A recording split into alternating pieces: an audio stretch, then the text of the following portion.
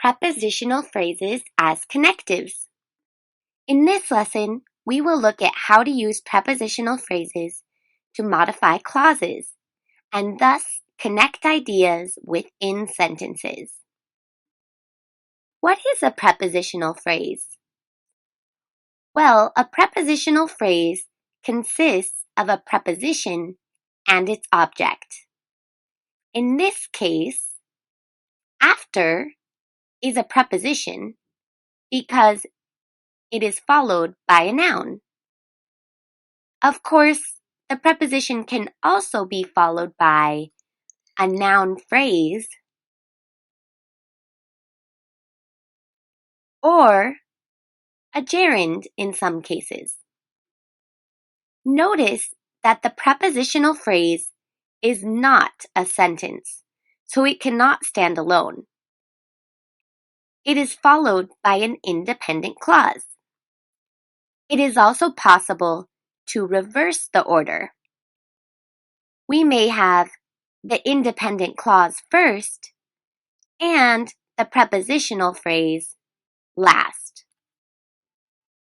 We can use prepositional phrases as connectives, that is, to connect ideas within sentences. Here is a quick look at a long list of prepositions used as connectives. As you can see,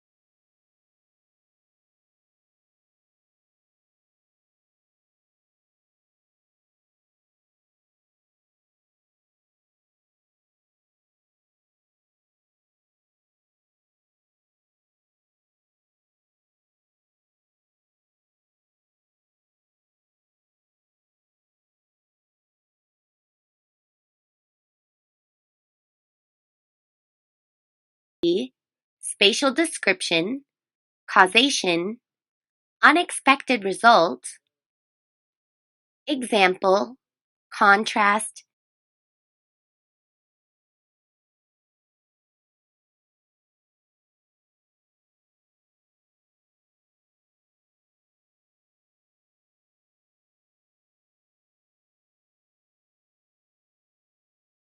similarity, and addition. Although there are many, in this lesson, we will focus on because of and due to show cause, in spite of and despite to show an unexpected result, in contrast to show contrast or difference, similar to show a similarity, and in addition to show addition. Just remember, no matter which preposition you use, it will always be followed by a noun phrase, and in some cases a gerund or a gerund phrase. Regarding comma placement, generally speaking, it is appropriate to put a comma after a prepositional phrase that comes before a clause, while one that comes after a clause does not require a comma. Okay, let's look at some examples. What happens when work conditions aren't perfect? Emily and Jake are co-workers. Lately, there have been some problems at the office that have made it hard to get any work done. Let's see how Jake and Emily react to the problems that arise. The context and example sentences will help you to understand the meaning and use of these prepositional phrases.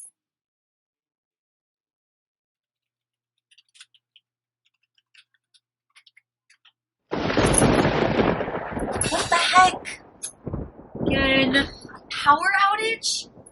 No problem. I'll just use my trusty flashlights and my notebook. I can't get any work done. I'm just going to go to sleep.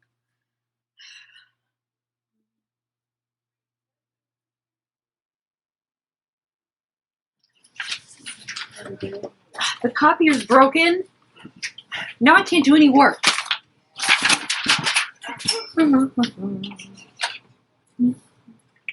What? It's broken? Oh well, that's no problem. I'll just write it all by hand.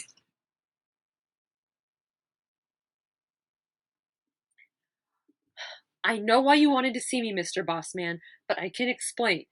Because of the power outage, I couldn't get anything done.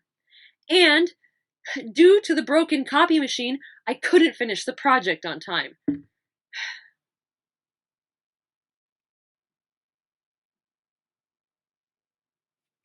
Hello, Mr. Bossman? I know you wanted to see me, but before you say anything, I thought you should know that in spite of the power outage, I was able to complete my work. And despite the broken copy machine, I also managed to finish this project, just like you asked.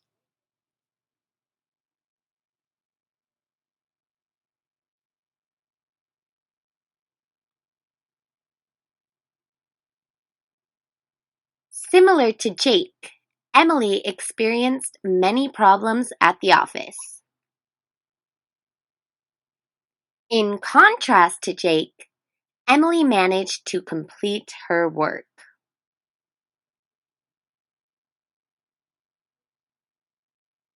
So, I talked with Mr. Bossman, and in addition to giving me the day off tomorrow, he also gave me a raise. Well, similar to your situation, Mr. Bossman had some consequences for me too. Because of my bad behavior. I guess I'll go look for a new job now.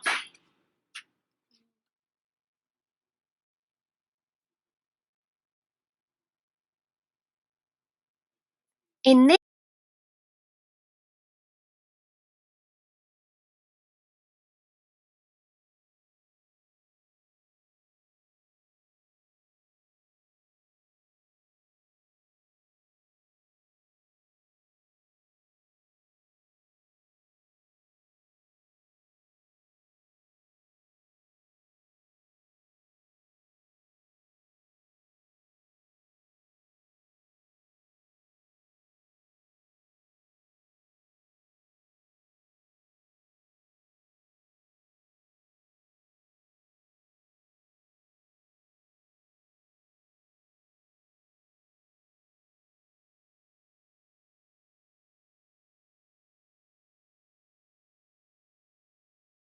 lesson, you learned how to use prepositional phrases to connect ideas within sentences.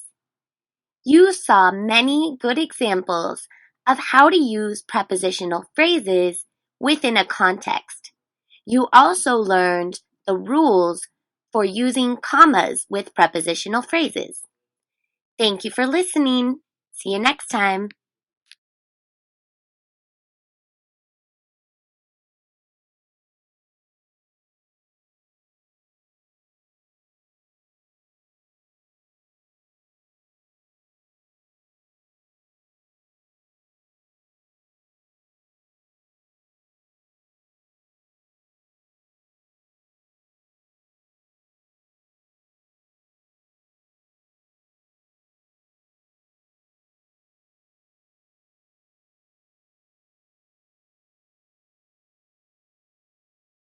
Adjectives. Avoiding common errors.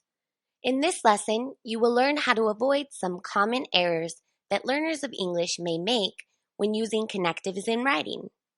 Before we begin, it is important that you know you will see many bad examples in this video. When it's a bad example, you'll see this face. However, there will also be some corrections, some good examples, and those will be accompanied by this face. So let's get started. Reminder number 1. A preposition must be followed by a noun. Let's take a look at this example. Can you find the preposition? That's right, it's because of. But what comes after it? She tried so hard. This is not a noun. This is a clause. So what we need to do to fix this problem is change this clause into a noun phrase. Although there may be more than one way to do this, here's one idea. Because of her effort, Lisa finally learned how to dance. Now we've got a good sentence because of is followed by a noun phrase. Reminder number 2. Do not confuse transitions with prepositions. This is an easy mistake to make because some transitions and prepositions look a lot alike, and they also may communicate the same ideas. However, it's important to remember that grammatically they are different. So let's look at this example. Jake is an awesome swimmer. Emily, in contrast to, is a terrible swimmer. Uh-oh, that doesn't sound good. We've got a problem here. Can you find a preposition that's a connective? In contrast to. That's right, this is a preposition, which you just learned must be followed by a noun, which you can see is not the case here. But there's a really easy way to fix this problem. We can actually just make this preposition a transition by removing to. Now, easy way to fix this problem.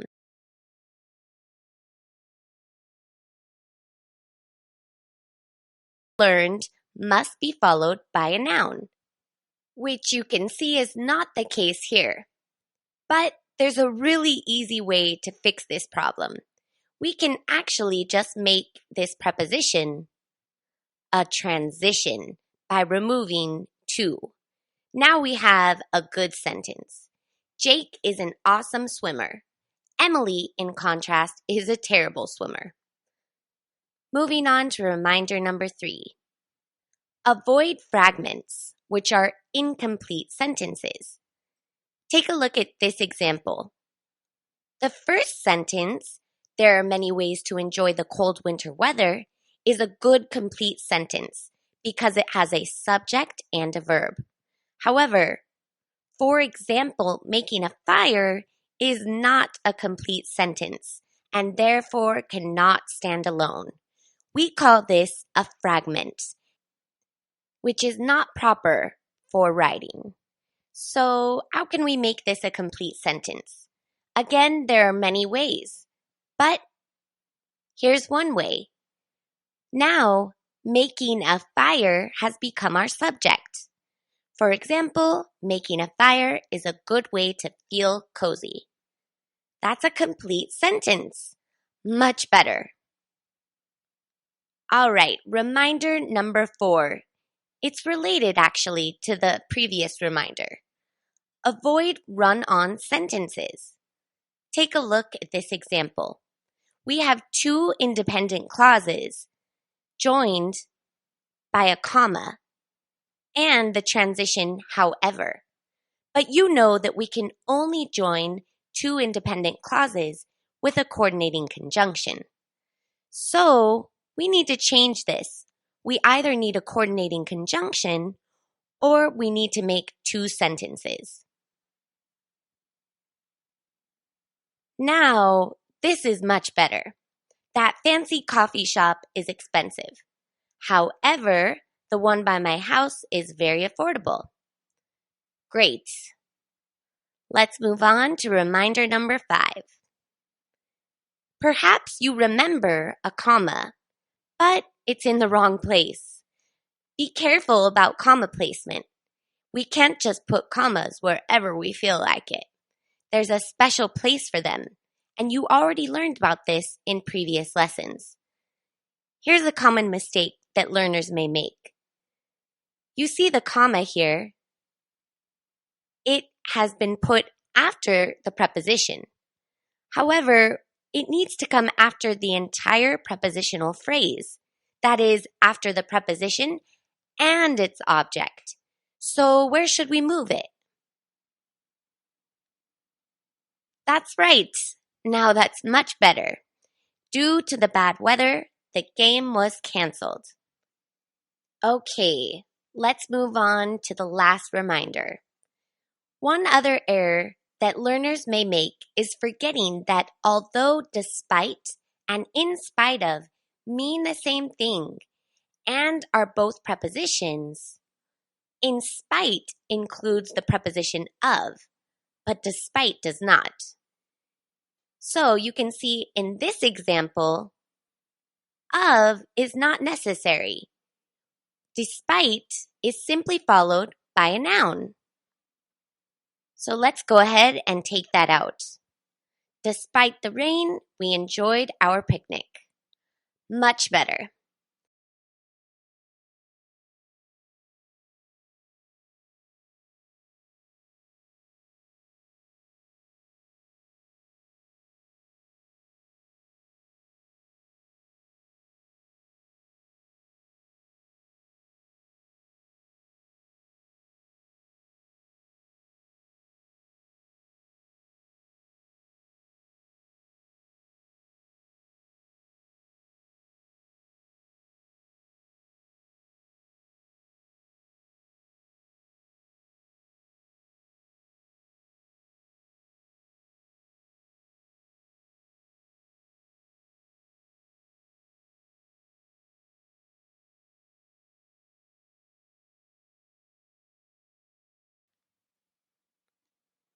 Okay, that's it. In this lesson, you learned how to avoid some common errors related to connectives. Now you're an expert.